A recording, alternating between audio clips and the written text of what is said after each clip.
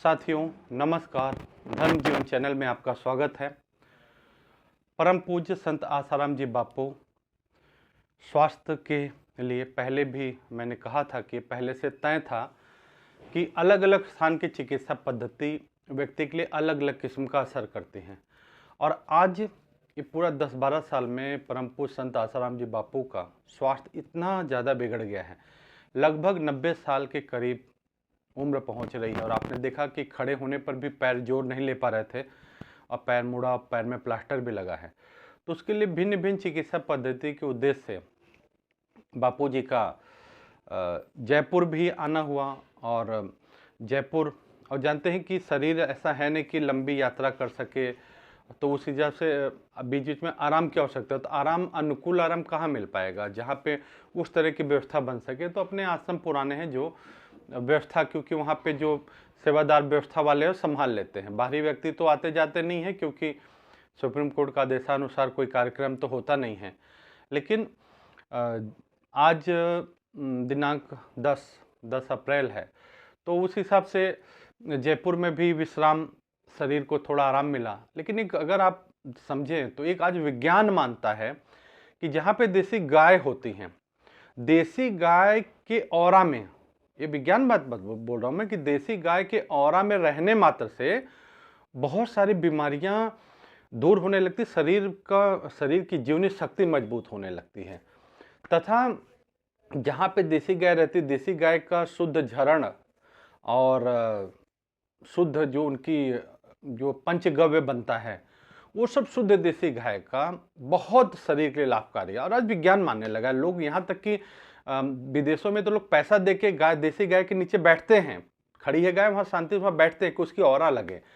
और ऐसा एक चिकित्सा की बहुत बड़ी पद्धति। और सबसे बड़ी बात कि आज निवाई गौशाला जो है हमारी, उसको सरकार द्वारा जो है प्रशंसा पत्र दिया गया था कि बहुत सारी ऐसी गायें जिनको लोग गोवध के लिए, वो कहते हैं ना, गाय काटने के लिए ऐसे जो ले जा रहे थे, उन सबको छुड़ाने के बाद में आज उन सब अधिकांश देसी गौ माताओं का आश्रय, अच्छा लोग देसी गौ को ही क्यों ले जाते हैं, क्योंकि वो जर्सी के बजाय दूध कम आता है उनका, लेकिन पौष्टिक बहुत है।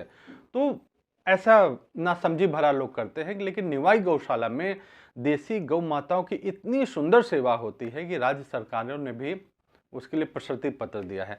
तो ऐसे पवित्र वातावरण में, निवाई गौशाला के वातावरण में, परम पूज्य सद्गुरुदेव की चिकित्सा पद्धति यह है कि उस वातावरण में थोड़ा रहें, बैठें।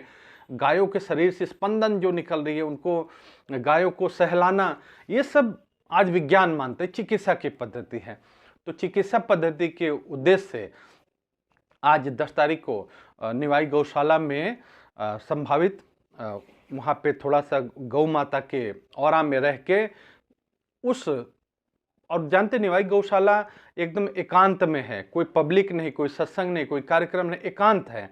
ऐसे पवित्र शांत वातावरण में कुछ समय एक चिकित्सा पद्धति के उद्देश्य से ऐसा रहेगा कि गुरुदेव 1-2 दिन वहाँ पे निवाई गौशाला में थोड़ा बिताएं। और ऐसा तो हम सब भी चाह रहे हैं, ताकि गौ माता का, और फिर सबका शुभ संकल्प है कि जिन गौ माता की जान परम पूज्य सद्गुरुदेव की कृपा से बची है और इतना अच्छा जीवन वो जी रही हैं, उन सभी गौ माताओं का शुभ संकल्प लगे और गुरुदेव जल्दी से जल्द स्वस्थ हो सके। इस उद्देश्य से गुरुदेव का निवाई गौशाला का जो मंगलमय हो वहाँ का, ऐसा शुभ संकल्प हम सभी का हो आज 10 तारीख का। और फिर उसके बाद में, जैसे पहले से ही आपको बताया था मैंने कि जो चिकित्सा पद्धति है जो हरिद्वार ऋषिकेश के तरफ की, वो एक अलग चिकित्सा पद्धति, वहाँ बहुत अच्छे अच्छे चिकित्सालय हैं, तो उधर जाना होगा। लेकिन उसके बीच में ऐसी संभावना है, देखिए मैं आपको बोल रहा हूँ कि कोई मैं क्या बोलते हैं, आधिकारिक कोई वक्ता नहीं हूँ, प्रवक्ता नहीं हूँ, लेकिन एक जो मुझे लगता है इसलिए मैं आपसे साझा कर रहा हूँ कि जैसे 1-2 दिन विश्राम के बाद में चिकित्सा संभावना ऐसी है, संभावित शब्द करो, चिकित्सा उपचार सलाह है, तो चिकित्सा उपचार सलाह है तो दिल्ली में भी गुरुदेव को विश्राम तथा ये उपचार सलाह भी मिल जाए तो मिल जाएगी तो अच्छा ही रहेगा इस उद्देश्य से। और क्योंकि देखो, और एक मुझे लगता है कि 12 तारीख को जहाँ तक गलती न हो तो चैत्र पूर्णिमा भी है, तो पूर्णिमा तिथि है, तो हम लोगों का जो भी शुभ संकल्प भी रहे कि गुरुदेव का स्वास्थ्य खूब जल्दी से जल्दी ठीक हो जाए। तो 10 से 1-2 दिन निभाई गौ माताओं का औरा और गौ माताओं का प्यार, गौ माताओं का शुभ संकल्प गुरुदेव को मिले, स्वास्थ्य के लिए अच्छा रहे। और 12 तारीख को हम सभी का शुभ संकल्प भी रहे कि गुरुदेव को पूर्णिमा के दिन हम लोग, बहुत सारे लोग व्रत रहते हैं और बड़बासा परिक्रमा दर्शन करते हैं रजोकरी आश्रम में। तो उस दर्शन परिक्रमा में भी हमारा शुभ संकल्प रहे कि गुरुदेव को अधिक जल्दी स्वास्थ्य लाभ मिले। और क्योंकि ये भी समझिए रजोकरी का जो आश्रम है एयरपोर्ट से करीब है, तो मुझे तो लगता है बहुत अधिक वाहन यात्रा, क्योंकि एयरपोर्ट में एक चीज़ होगा कि जो पुलिस वाले सिक्योरिटी में उन सब का भी खर्चा हम ही लोग को, मतलब संस्था को ही उठाना पड़ रहा है। तो वो चीज़ भी अनुकूल हो सकता है। मैं हो सकता शब्द कह रहा हूँ, आप समझ रहे होंगे। तो रजोकरी हो सकता है। और बीच में और एक बहुत अच्छा बापू जी का जो शुभ संकल्प रहा है कि भारत विश्व गुरु बने, उस उद्देश्य से जो भाखरी आश्रम में 11, 12, 13 का जो 12 तारीख शनिवार को पूर्णिमा थी, लेकिन 13 तारीख रविवार जो शिविर का पूर्णाहुति है, उसमें भी लोग संकल्प अवश्य करेंगे और करवाएंगे कि बापू जी का स्वास्थ्य अच्छा रहे और एक शुभ संकल्प भी बन जाए।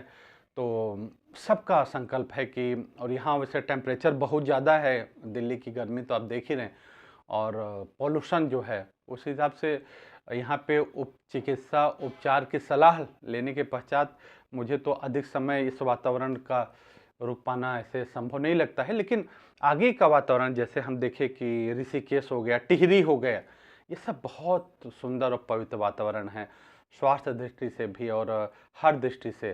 तो मुझे तो लगता है कि टिहरी का जो आश्रम है,